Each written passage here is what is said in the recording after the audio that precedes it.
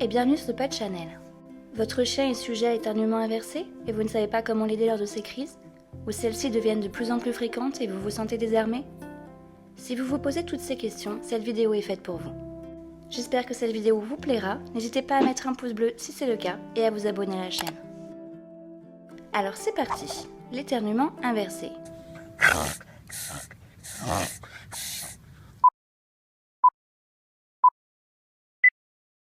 Le reverse sneezing, Kesako. Le reverse sneezing signifie en français éternuement inversé ou reniflement inversé. Cette pathologie concerne énormément de beagles. Le saviez-vous? Mais un beagle sur deux est concerné par cette difficulté respiratoire passagère. L'éternuement inversé est une irritation du nez et du pharynx. Cela provoque un réflexe comparable à celui de la toux, associant une violente inspiration à un collapsus du nasopharynx qui se situe au fond de la gorge du chien. D'où ce fameux ronflement avoisinant le grognement d'un cochon. Comment se manifeste-t-il? L'éternuement inversé se présente comme une crise impressionnante, pour nous comme pour le chien. Le chien présente une position caractéristique. Il s'immobilise, allonge soudainement le cou et se met à inspirer par le nez de façon forte et répétée, bouche fermée. Les pattes sont alors fléchies, le ventre est rentré et on observe des mouvements très amples de la cage thoracique.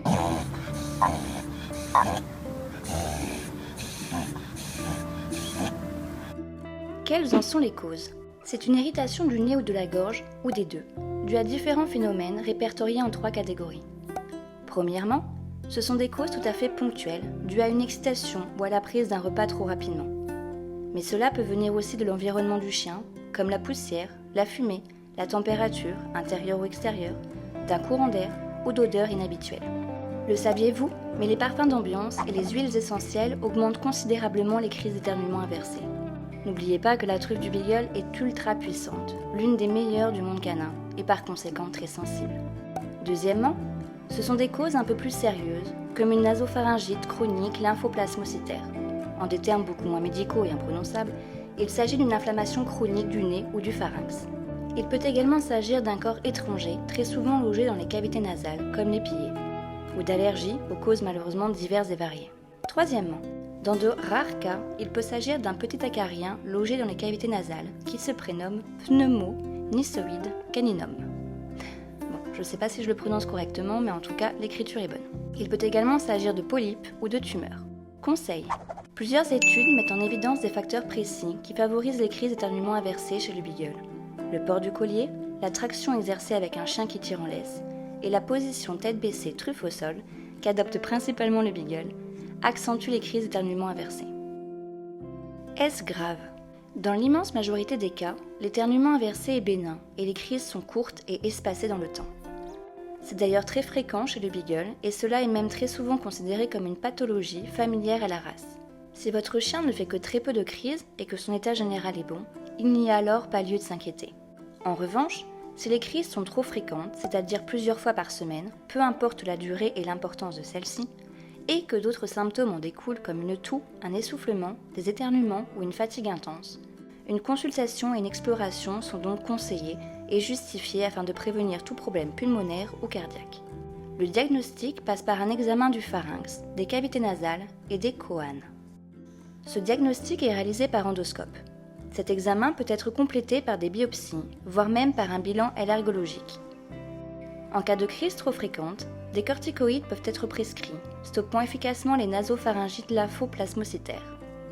Le vétérinaire peut également prescrire un antihistaminique en cas d'allergie, un anti-inflammatoire en cas d'inflammation ou un décongestionnant afin de nettoyer les voies respiratoires.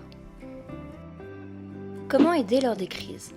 L'éternuement inversé est extrêmement perturbant, voire angoissant pour le chien, et est comparable à une sensation d'étouffement. L'absence de soutien pendant ces crises déclenche pour certains une crise d'angoisse ou une crise d'épilepsie. Il est donc important d'accompagner le chien pendant sa crise et de le soutenir du début à la fin. Première étape. Quand la crise commence, le but premier est d'apaiser le chien, de faire en sorte qu'il reste calme. Le saviez-vous? Mais l'importance et la durée de la crise sont directement liées au réconfort et à notre sang-froid. C'est scientifiquement prouvé. En effet, le beagle est une véritable éponge émotionnelle, susceptible de lire et de comprendre notre panique. On se doit donc de rester calme et efficace. Deuxième étape. Quand la crise se produit, il est conseillé de boucher les narines du chien, sur un court instant bien sûr, simplement quelques secondes, et de masser ou de gratter la gorge de haut en bas. Le but est tout simplement de faire déglutir le chien afin de décoller le nasopharynx à ce moment collabé. Vous pouvez également souffler de petites bouffées d'air dans les naseaux, particulièrement si la crise est due à de la fumée, de la poussière ou à une odeur inhabituelle. Attention, ne soufflez pas comme si vous vouliez éteindre les bougies sur un gâteau d'anniversaire, allez-y doucement.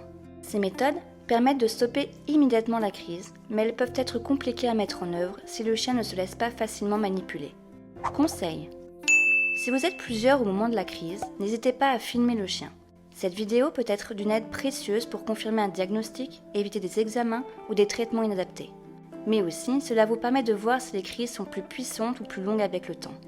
N'hésitez pas également à noter les crises afin de connaître la fréquence, de noter l'importance de celles-ci de 1 à 10 et ce qui aurait pu les déclencher. Les choses à ne pas faire. Ne donnez jamais de choses à manger ou à boire pendant une crise. Vous risqueriez de l'étouffer. Ne portez jamais votre chien à l'extérieur. Le déclencheur pourrait être dû à une allergie. De même, ne restez pas dans la même pièce. Le déclencheur pourrait être un produit ménager, un parfum d'ambiance, une pièce contenant trop de poussière ou de fumée.